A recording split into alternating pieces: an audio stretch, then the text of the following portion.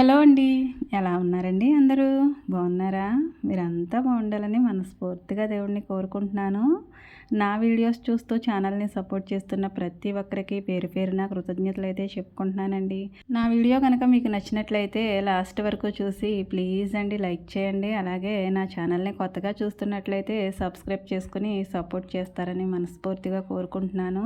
రోజులాగానే నేను పనులు చేసుకోవడానికి ఉదయాన్నే లేచిపోయి చకచకా పనులన్నీ చేసేద్దామా అనుకుని లేచేశానండి. కానీ లేవడమే ఈరోజు మనసు ఏం బాగోలేదు. మనసు బాగున్నా బాగోకపోయినా పనులైతే చేయాలి కదండి మరి. మనసు బాగోలేదని అలా మూలకెళ్ళి కూర్చోగలమా? కూర్చోలేం కదా. పనులైతే కంటిన్యూస్గా చేసేసుకోవాల్సిందే.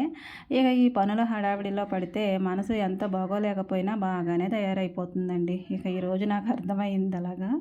ఇక నేనైతే నా ఉదయం నుంచి మధ్యాహ్నం వరకు నా పనులైతే వీడియోలో షేర్ చేశాను.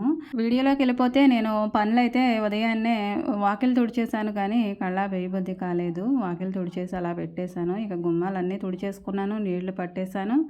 ఇంకా పొయ్యి అయితే అంటించి నీళ్ళ కుండ కూడా వేసేసానండి. ఆ తర్వాత టిఫిన్ వేద్దామని నైటే నానబోసుకున్నాను మినపప్పు గారెలకి. దాన్ని అయితే శుభ్రంగా కడిగేసుకుంటున్నాను. నేను ఉదయాన్నే లేవగానే ఒకటి అనుకుని అయితే లేస్తానండి. ఎవరైనా కానీ ఉదయాన్నే లేవగానే దేవుడికి దండం పెట్టుకునో లేదంటే ప్రేయర్ చేసుకునో ఇక వేరే ఎవరికి నచ్చిన విధంగా వాళ్ళైతే దేవుడిని ప్రార్థన చేసుకుంటారు కదండి. అదేవిధంగా నేను కూడా ప్రేయర్ చేసుకునేటప్పుడు అనుకుంటాను, ఈరోజు నా వల్ల ఎవ్వరూ హర్ట్ కాకూడదు, ఎవరు ఇబ్బంది పడకూడదు, ఇంకా నా మాటతోటి ఎవరిని బాధ పెట్టకూడదు అని కోరుకుంటూ లేస్తాను. కానీ ఈరోజు నేను లేవకముందే ఏంటో అలజడిగా అనిపించిందండి. మనసు అయితే ఏం బాగోలేదు. నా దగ్గర ఒక సీక్రెట్ ఉందండి. నేను ఎన్ని పనులు చేసినా కానీ అలసిపోను అసలు. దానికి కారణం ఏంటంటే మా వారండి. ఆయన ఎంత నవ్వుతూ ఉంటారో అంత మంచిగా నాకు పనులైతే జరిగిపోతాయి. నేను పని చేశానని కూడా అసలు ఫీల్ గాను, అదేవిధంగా అలసిపోను కూడా. నేను ఉత్సాహంగా పనులు చేసేసుకుంటున్నానంటే టానిక్ అయితే మా వారండి. కానీ నాకు ఈరోజు అంత ఉత్సాహం లేదు. ఎందుకంటే నా హ్యాపీనెస్ మొత్తం మరి ఆయనే కదండి. ఎవరైనా అంతే, నేనే కాదు. మనం మంచిగా పనులు చేసుకోవాలంటే ముందు శ్రీవారు బాగుండాలి. ఆ తర్వాత పిల్లలు కూడా మంచిగా చక్కగా హ్యాపీగా ఉంటే మనం అన్ని పనులు చకచకా చేసేసుకుని వారికి కావాల్సినవన్నీ చేసి పెట్టేయచ్చు. కానీ ఇంట్లో మగవాళ్ళ గురించి మనకి అంతంత మాత్రమే తెలుస్తుందండి. మా వారి గురించి ఏదో తెలుసు నాకు అనుకుంటాం కానండి, మనసులో ఏముందనేది మనకు చెప్పరు మగవాళ్ళు. హ్యాపీగా ఉండేదైతే మనతో షేర్ చేసుకుంటారు కానీ ఇంకా ఏదైనా బయటకు వెళ్ళొస్తారు కదండి, వాళ్ళకి 1,00,000 ఉంటాయి. ప్రతిదీ మనమైతే క్వశ్చన్ చేయలేము, ప్రతిదీ కూడా అంచనా వేయలేము. ఇక మా వారు చేసే పని వచ్చి వెల్డింగ్ వర్క్ అండి. ఇక సొంతంగా ఇక మాకు షెల్టర్ ఉంది. ఆ బౌండరీలోనే పని అయినా ఉదయం నుంచి ఇక సాయంత్రం వరకు చేసుకుంటూ ఉంటారు. మన సొంత పని కాబట్టి మనం ఓపిక ఉండి చేసుకోవాలి కానండి. నైట్ 10 వరకు కూడా పని ఉంటుంది. ఒక్కొక్కసారి అయితే లేట్ నైట్ అయిపోతుంది, ఒక్కొక్కసారి అయితే త్వరగా వచ్చేస్తారు. ఇక ఎన్నో చిక్కులుగా ఉంటుందండి ఆ పని అయితే. అందులో కొన్ని లావాదేవీలు అలాంటివి ఉంటాయి కదండి. అలాంటప్పుడు కాస్తంత డిస్టర్బెన్స్గా ఉంటారు. ఇక నాతో కూడా సరిగా మాట్లాడడానికి ఇష్టపడరు. ఎంతో అది క్రిటికల్ అయితేనే తప్ప అలా ఉండరండి. కానీ అది ఎప్పుడో జరుగుతుంది. అది ఇప్పుడే ఈరోజే జరిగిందనమాట.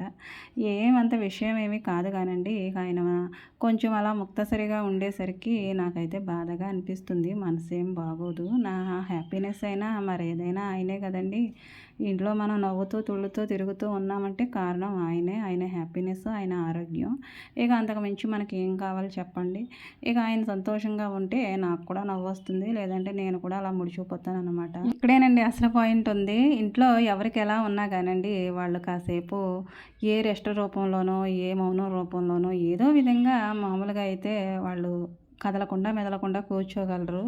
కానీ వాళ్ళకున్న స్పెసిలిటీ మనకు ఉందంటారా? ఉండదు కదండి. మనము మనసు ఎలా ఉన్నా, ఒంట్లో ఎలా ఉన్నా, ఒంట్లో బాగోకపోతే మరీ అంత రాక్షసంగా మనతో పని ఎవరు చేయించుకోలేరు కానండి. మనసు ఎలా బాధగా ఉన్నా కానీ మనం చేసే పని అయితే తప్పదండి.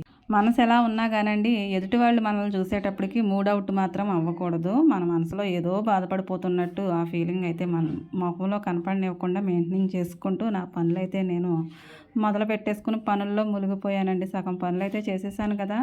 గారెలు వేసేసాను, పిండి రుబ్బేసి కడిగేసి ఇంకా నేను బాబుకైతే బాక్స్ కూడా రెడీ చేస్తున్నానండి. ఒక గ్లాసుడు బియ్యమైతే కడిగేసి స్టవ్ మీద పెట్టేసి వంచేసాను. ఆ తర్వాత అయితే 2 గుడ్లు తీసుకొనైతే దాన్ని చిదిపేసాను ఇలాగా. మేమైతే దాన్ని ఎగ్ ఫ్రై అంటామండి. పిల్లలు ఎగ్ ఫ్రై అనే అడుగుతారు. ఇక అప్పటికప్పుడు మనకి పని అవ్వాలంటే, బాక్సులు త్వరగా అవ్వాలంటే తప్పదండి. ఒక్కోసారి అయితే ఇలా ఎగ్ ఫ్రై చేస్తూ ఉంటాను. బాబుకైతే బాక్స్ సర్దేసి ఇచ్చేసాను. ఇంకా నేను నా పనిలో నిమగ్నం అయిపోయానండి. ముందు ఒక 5, 6 ఏసేసి బాబుకైతే త్వరగా వెళ్ళిపోవాలి కాబట్టి ఇచ్చేసాను. తను తినేసిన తర్వాత ఇక నేను మిగతా వాళ్ళకి కూడా ప్రిపేర్ చేస్తున్నానండి. ఇక చట్నీ అంటారా, చట్నీ అయితే చేయట్లేదు కానండి. నైట్ అయితే చికెన్ కర్రీ వండాను, అది ఉంది. గారెల్లో చికెన్ కర్రీ బాగుంటుంది కదండి. ఇక నచ్చిన వాళ్ళు ఎవరైనా ఉంటే వాళ్ళ సంగతి తర్వాత చూసుకుందాం అనేసి నేనైతే గారెలు వేసేస్తున్నాను కంటిన్యూగా. చూసారు కదండి, నేను కిందే పెట్టుకుని కూర్చుంటాను. అలాంటిది ఈరోజు బాబు వెళ్ళే హడావిడిలో అయితే పైన పెట్టేసి స్టవ్ అయితే అంటించేసాను.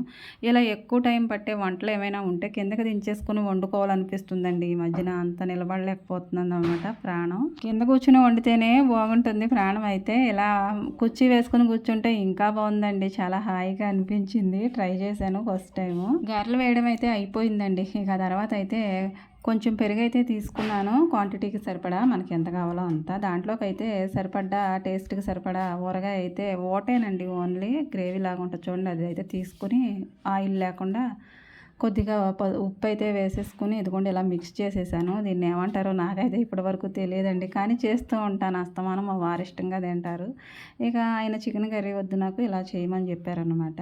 పెరుగులో ఊరగాయ కలుపుకుంటే ఏమంటారండి, పెరుగు పచ్చడి అని అంటున్నాను నేనైతే. మీరేమంటారో నాకు చెప్పండి మరి. ఇక ఈ విధంగా చేసుకుని తింటే టేస్ట్ అయితే చాలా బాగుంటుందంటండి. నేను ఎప్పుడో చిన్నప్పుడు తిన్నా గుర్తుంది, కానీ ఈ మధ్య కాలంలో అయితే దీని టేస్ట్ నాకు తెలియదు. చాలామంది చాలా ఇష్టంగా తింటారు. ఇది పాతతరం వాళ్ళు తినే వంట అండి. ఇది అప్పటికప్పుడు మనకి ఇన్స్టెంట్గా రెడీ అయిపోతుంది అనుకుంటాం కానండి, ఇది చాలా హెల్త్గా మంచిది అనమాట. చలవ చేస్తుంది. ఊరగాయ ఎలాగో వేడి కదండి, అందుకే పెరుగు కలుపుకుంటే చలవ అనమాట. ఇక చట్నీ కూడా మనకి వేరేదేమీ చేసుకొని అవసరం లేకుండా ఆ పూటకైతే ఇక టిఫిన్ రెడీ అయిపోద్దండి ఈ చట్నీతోటి. ఇక గారెలు వేయడం అయితే అయిపోయింది, టిఫిన్లు చేయడం కూడా అయిపోయిందండి. ఇక నేనైతే గిన్నెలు మొత్తం అన్నీ కూడా అక్కడ వేసేసుకునే ఉంచాను ఆల్రెడీ. ఇక టిఫిన్ తిన్న గిన్నెలన్నీ కూడా అక్కడ వేసేసుకుని నేనే దోముకుందామని వెళ్ళాను. ఇక పాపకి ఇక నేను ఒక్కోసారి పని చేసుకుంటే ఇక ఏమనిపిస్తుందో తెలియదండి, సైలెంట్గా వచ్చేసి నేను కూడా చేస్తానని నాకు హెల్ప్ చేస్తూ ఉంటుంది. వీళ్ళు చిన్నపిల్లలప్పుడైతే నేను ఎంత పని చేసుకున్నా వాళ్ళకి ఏమీ అర్థమయ్యేది కాదండి. ఇక ఏదో ఒకటి పాడు చేయడం, ఏదో ఒకటి పేచీ పెట్టడం, అలా నన్ను చేసుకునే పనికే అడ్డం వచ్చేసేవారు. కానీ ఇప్పుడు నా బంగారు తల్లులు ఏ పని చేసుకున్నా కానీ ఏదోటి హెల్ప్ చేయనమ్మా అని అడుగుతారు. వాళ్ళకి ఇష్టమైతే, పెద్ద పాప కాబట్టి ఇక తనకు తప్పదండి. ఇక ఇష్టం ఉన్నా లేకపోయినా ఒక పని అయితే తను చేయడానికే చూస్తుంది. ఆడపిల్లలకి పనులు అయితే చాలా చాలా ఇంపార్టెంట్ అండి. చిన్నపిల్లలు కదా, వాళ్ళకి ఏం తెలుసులే, వాళ్ళకి ఏం వచ్చులే అనుకుంటాము. చిన్న చిన్న చేతులతో ఏం చేయగలరు, చేతులు ఏమైనా అరిగిపోతాయేమో, చేతులు అందం పోతుందేమో అని అయితే చాలా ఫీల్ అయ్యి అయితే తల్లిదండ్రులు పని చేయనివ్వరండి పిల్లల్ని. మనం వాళ్ళని పని చేయనివ్వట్లేదండి ఈరోజు, కానీ రేపు రోజున వాళ్ళకి అదే శాపంగా మారుతుందండి. అమ్మ నాకు ఆ రోజు పని చెప్పుంటే ఇప్పుడు నా పనులు నేను చాలా మంచిగా చేసుకునేదాన్ని అనే కోవలో అయితే చాలామంది ఆడపిల్లలు ఉంటారు. పెళ్ళయిన తర్వాత అది ఎలా చేయాలో తెలియదు. ఏ పని చేస్తే ఆ పని దగ్గరే గంటలు గంటలు సరిపోద్దండి. వాళ్ళకి ఏ పని ఎలా చేసుకోవాలో తెలియదు కదా. ఒక అనుభవం అంటూ ఉంటే మనం ఏదైనా చేయగలము. ఇక అందుకనే నా పిల్లలకు అలాంటి పరిస్థితి రాకూడదని కష్టమైనా కానండి ఇప్పటి నుంచే ప్రతి పని వాళ్ళతోటి చేయించడానికే చూస్తాను. చేతులు అరిగిపోతాయంటే ఎలాగండి, మరి అరగందే మరి పనులు అయితే అవ్వవు కదా. చిట్టి చిట్టి చేతులతో పనులు చేస్తూ ఉంటే చిన్నప్పుడు చాలా ముద్దుగా ఉంటుంది కానండి, అదే కాస్తంత ఈ టైంలో పని చేయించాలంటే బాధగానే ఉంటుందండి. బాధను పక్కన పెట్టేసుకోవాలి మనం. వాళ్ళు మంచి కోరుకున్న వాళ్ళమైతే వాళ్ళకి ప్రతిదీ చెప్పుకోవాలండి. మనతోటే వాళ్ళని తిప్పుకుంటూ ప్రతి పని ఎలా చేయాలో ఏంటో మన అడుగుల్లో అడుగులు వేసుకుంటూ వాళ్ళు ప్రతిదీ నేర్చుకుంటారు. స్కూల్కి వెళ్ళేటప్పుడు అనట్లేదండి నేను, మామూలుగా సెలవు రోజుల్లో మాట అయితే చెప్తున్నాను. ఇంకా గిన్నెలు అయితే తోమేసిన తర్వాత అన్నం అయితే ఒక పక్కన దీన్ని ఉడికించుకుంటూనే గిన్నెలు తోముకుంటున్నాను అనమాట. మధ్య మధ్యలో లేచి వచ్చి అన్నం చూసుకుంటాను, ఈ పొయ్యి ఆగేసుకుంటూ దిగేసుకుంటూ. ఇక దాన్ని ఉడికిందో లేదో చూసుకుంటూ అన్నం అయితే వంచేస్తాను. ఉడికిపోయింది. ఈ కుండ కాస్త పెద్దదిగా ఉండటం వల్ల అలా రాయి పెట్టి రాయి మీద నుంచి కిందకు వంచుతామండి. అలా నేరుగా వంచేయాలంటే కాస్త ఇబ్బంది అవుతుంది కదా, అందుకని. ఇంకా గ్యాస్ దగ్గరికి అయితే వచ్చానండి. అక్కడ కొద్దిగా పని అయితే ఉండిపోయింది. మరి వంట ఇంకా అవ్వలేదు కదండీ. కూర వండుకోవాలా. ఇక అంతకన్నా ముందైతే ఇక గారెలు ఎలాగో వేశాను కదా! సేమియా చేసి అయితే చాలా రోజులు అవుతుంది. పిల్లలు అడుగుతున్నారనేసి సేమియా కోసం పాలు తెప్పించానండి. వాటినైతే ఒక పక్కన కాస్తున్నాను. ఇంకో పక్క అయితే మూకుడు పెట్టుకొని సేమియా వేయించుకోవడానికి కొద్దిగా నెయ్యి అయితే వేశానండి. మరీ ఎక్కువేమీ కాదు. స్మెల్ వచ్చే అంతగా కాదు గానీ కొద్దిగా ఒక చిటికెడు అయితే వేశాను.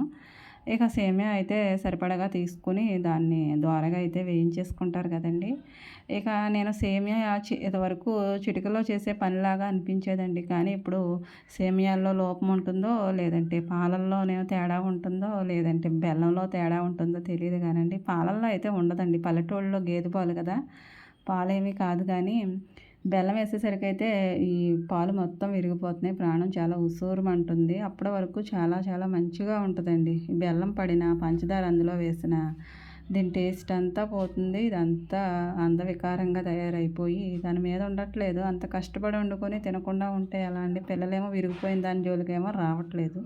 ఇక దీన్ని ఎలా చేద్దామా అని ఎంత ఆలోచించినా కానీ 2, 3 సార్ల నుంచి విరిగిపోతూనే ఉంది. ఇక నేను ఈరోజైతే ఒకటి ఫిక్స్ అయ్యానండి.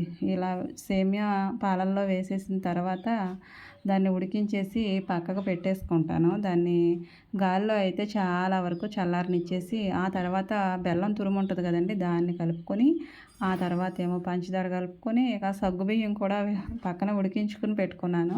ఆ తర్వాత వాటిని కూడా యాడ్ చేసుకొని లాస్ట్‌లో యాలకులు అయితే వేద్దామనేసి అదిగోండి కిందకి దించి ఫ్యాన్ గాలిలో పెట్టి ఎంతసేపో ఉంచితే అప్పుడు చల్లారిందండి. మరి వేడి మీద వేసేస్తుంటే విరిగిపోతుంది కదండీ! అందుకే నాకు ప్రాణం విసుగొచ్చేసి ఈరోజు ఇలా చేశాను. టేస్ట్ అంటారా ఇలా వేస్తే బాగోదేమో అనుకుంటారు కానండి చాలా బాగుంది. పిల్లలైతే చాలా ఇష్టంగా తిన్నారు. పెద్దవాళ్ళు కూడా ఇష్టంగానే తిన్నారండి. బాగుందన్నారు. విరిగిపోయేదానికన్నా ఇలా చేసుకోవడమే బెటర్ కదండీ. గుడ్డు కొన్ను కన్నా బిళ్ళ కొన్నే బెటర్ అన్నట్టు. ఇక సేమియా చేయడం అయితే అయిపోయిందండి. ఇలా చేయడమే నాకు ఈజీగా అనిపించింది. ఇది ఇరక్కుండా ఉంటే చాలని ఎన్నిసార్లు ప్రేయర్ చేసుకొని చేయడం మొదలెట్టానో నాకే తెలుసండి. ఇక ఫైనల్‌గా అయితే ఇలా ఉందనమాట.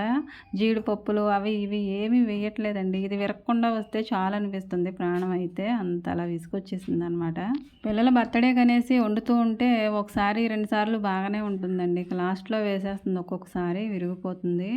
ఎంత నిష్టగా చేసినా కానండి ఒక్కోసారి అలా అయిపోతుంది. ఆ టైంలో మరి మనసు బాగోదు కదండీ. ఇక సేమియా అయితే పర్ఫెక్ట్‌గా వచ్చేసింది. హ్యాపీ.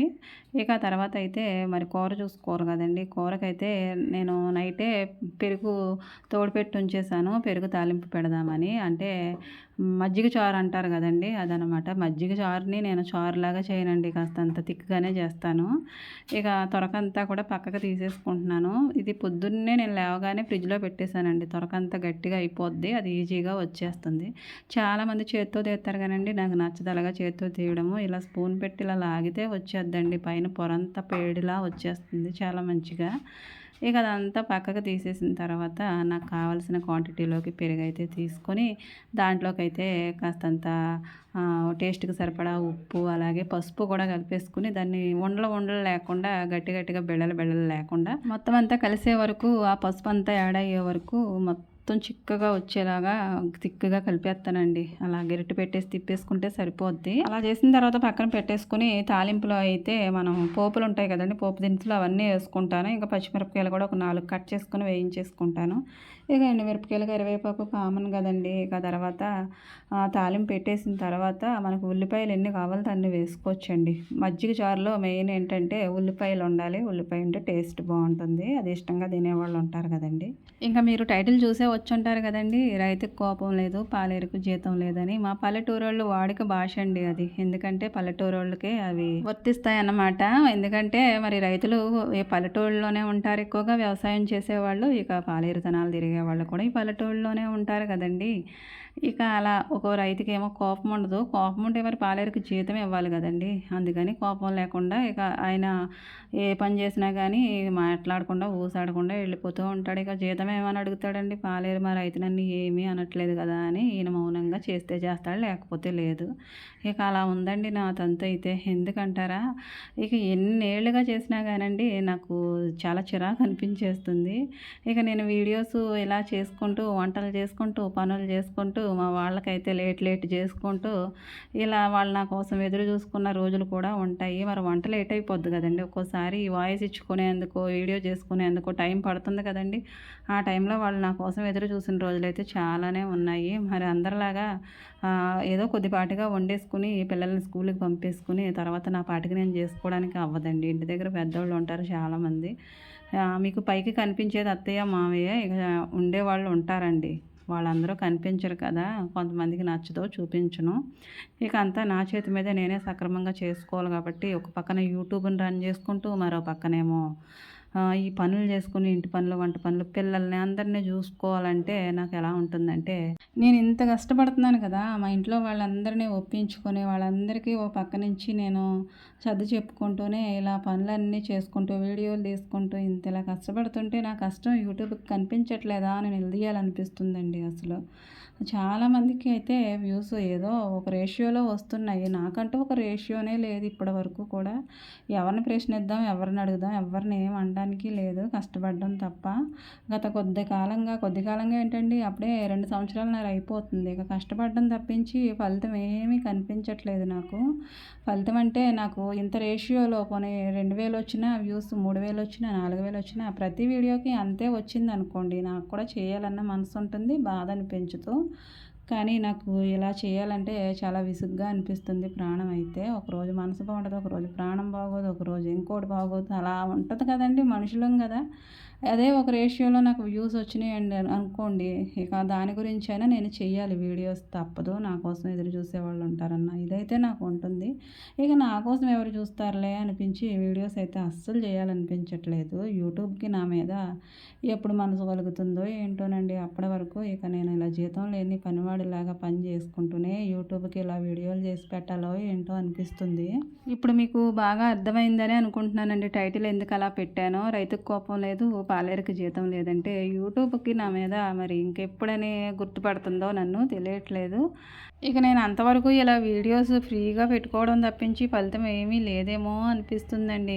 నా మటుకు నేనే అనుకోండి, నేను ఎంత కష్టపడినా కానీ నన్ను ఎవరు క్వశ్చన్ చేసే ఇది అంటే ఉండదు. మరి అందరూ నన్ను క్వశ్చన్ చేస్తారు కదా, ఎంత కష్టపడుతున్నావు, నీకేమైనా వస్తుందా అని ఎవరైనా అడిగారు అనుకోండి, 3 ఏళ్ల బట్టి చేస్తున్నాను ఏమీ రావట్లేదంటే చెప్పుకోవడానికి ఏమైనా బాగుంటుందంటారా? బాగోదు కదండి. ఇంత కష్టపడుతున్నానంటే నాకు కావాల్సిన ఫలితం కోసమే కదండి ఇంత కష్టపడేది. ఇంటి పనులు అంటేనే తలనొప్పి పనులు, మరి దాన్నే నేను వీడియోలో తీసుకుంటూ పెడుతున్నానంటే ఇంకా 2 తలలు ఉండాలి నాకైతే. కానీ ఒక తలకైతే ఇదంతా మెయింటైన్ చేసుకుంటున్నాను. నాలాంటి వాళ్ళు ఎంతోమంది ఉన్నారండి, అందరికీ ఇలాంటి బాధే. ఒక్కోసారి అలా అనిపిస్తుందండి. ఇక నా బాధ పక్కన పెట్టేశాను కానీ ఇక నేను సగ్గుబియ్యం జావ అయితే నాకు ఇష్టం అండి, ఇష్టంగా తాగుతాను. ఇక ఎప్పుడైనా సగ్గుబియ్యం జావ నేరుగా కాచుకోలేను కానీ అలా సేమియాల్లో కలిపేటప్పుడైతే తప్పకుండా కాస్తంత పక్కకు తీసుకొని అయితే తాగుతానండి. దాంట్లో కొంచెం పంచదార వేసుకొని, చలవ చేస్తుంది కదా, ఈ వేసవకాలం మంచిది. ఇంకా నేనైతే మరి అందరి కోసం ములక్కాయ కూర కూడా వండుతున్నానండి. కొద్దిగా మరి పెరుగు, అదే మజ్జిగ చారు కాసాను కదండి, అది అందరికీ సరిపోదు. ఇష్టమైన వాళ్ళు దాంట్లో తింటారు, ఇక కొంతమంది ఏమో ఈ ములక్కాయలతో తింటారు అనేసి ములక్కాయ కూర కొద్దిగా వండాను. 4 ఉల్లిపాయలు కోసి మీడియం సైజు. దాంట్లో అయితే నైట్ ఉన్న పెసరవడియాల కూర అయితే ఫ్రిడ్జ్లో పెట్టానండి, అందరం తినేగా ఉన్నది. దాన్ని అందులో కలిపేశాను అనమాట. మరి దాన్ని తీసుకొచ్చి తినమంటే ఎవరైనా తింటారండి, అందుకనే దాన్ని ఆ కూరలో కలిపేసి వేడి చేసి ఇస్తానన్నమాట. ఆ కూర అయిపోయినట్టే. ఇక తర్వాత మజ్జిగ చారులోకి ఇక ఆమ్లెట్ అయితే వేస్తున్నాను. నేను ఆమ్లెట్లో ఒక్కోసారి ఉల్లిపాయ, పచ్చిమిరపకాయ ఏమీ వేయనండి, ఇలా ప్లెయిన్గా వేసేస్తాను. కొద్దిగా ఉప్పు, కారం, పసుపు వేసేసి దాన్ని ఇలా మిక్స్ చేసేసుకొని ఇలా నూనెలో మనకి కొద్దిగా నూనె వేసుకుని ముక్కుట్లోనూ అలా అట్లా పోసేసామనుకోండి, పెద్ద కష్టమేమీ కాదండి, చాలా ఈజీగా వచ్చేస్తుంది. అలా అలా పొర్లించేసుకొని దాన్ని తిరగేసేసుకోవచ్చు. ఇది టేస్ట్ ఉంటుంది. ఇంకా ఇది పిల్లలైతే ఇష్టంగా తింటారు. పచ్చిమిరపకాయ, ఉల్లిపాయ లేకపోతే ఇక అలాగ పండగే కదండి, పిల్లలే ఇలాగ ఎక్కువ ఇష్టపడతారండి. నేను ఎప్పుడైనా మా పెద్దవాళ్ళ కోసం అయితే ఉల్లిపాయ వేస్తాను, పిల్లల కోసం అయితే ఈ విధంగా వేస్తానన్నమాట. టేస్ట్ బాగుంటుంది. ఈ అట్టు కూడా వేసేయడం అయిపోయిన తర్వాత అమ్మయ్య అనిపించిందండి. అప్పటి వరకు నేను ఎన్ని వంటలు చేశానంటే పొద్దున్న నుంచి చాలా రకాల వంటలు చేసేసాను కదండి. ఏదో చిట్టి చిట్టి వంటలు నాకు వచ్చిన వంటలే, కానీ ఎక్కువే చేశాను చేశాను కదండి ఈరోజు. ఇక ఇక్కడతోటి అయిపోయిందండి. సాయంత్రం కూడా ఒక కూర వండుకోవాలండి. ఇక వంట అయితే అయిన తర్వాత బట్టలు గబా గబా ఉతికేసానండి, జాడించేద్దామనేసి, నీళ్ళు వచ్చేస్తాయి మరలా అనేసి. నీళ్ళు రాకముందు జాడించేయాలని టార్గెట్ పెట్టుకుంటాను ఒక్కొక్కసారి, కానీ ఎక్కడ అవుతుందండి. నీళ్ళు అలా పొలోమంటూ వచ్చేస్తూ ఉంటే బాటిల్స్ అన్నీ దొరులుతూ ఉంటాయి. అవన్నీ ఏరుకొని వచ్చి నీళ్ళైతే పట్టుకొని, మంచినీళ్ళు పట్టుకొని, ఎసరిక పట్టుకొని, ఇవన్నీ చేసుకుని తర్వాత అయితే బట్టలు జాడించుకొని ఆ తర్వాత ఆరేసుకోవాలండి. ఎంత స్పీడ్గా సబ్బు పెట్టేసి ఉతికేసానో ఈ నీళ్ళు రాకుండా ఆరేసేయాలనేసి.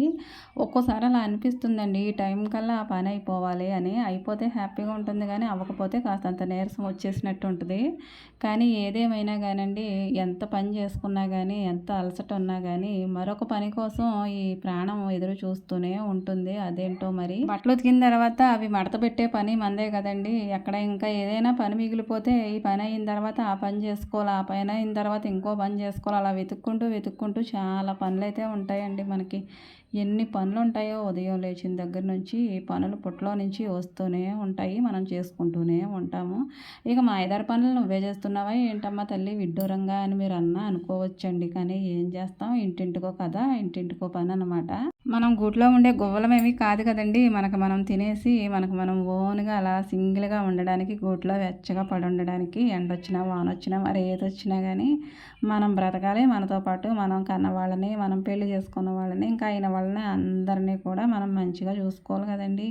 ఒక్కోసారి అనిపిస్తుంది ఆ గువ్వలాగానే పుట్టుంటే బాగుండని. అలా పుట్టుంటే మనకి ఎంత సంతోషం అయితే ఉండదు కదండి. ఆ గువ్వలైతే ఎప్పుడూ భయపడుతూనే ఉంటాయి. మనకు అలాంటి భయం లేదు కదండి. ఫ్రీగా అన్ని పనులు చేసుకోవచ్చు. నచ్చితే లైక్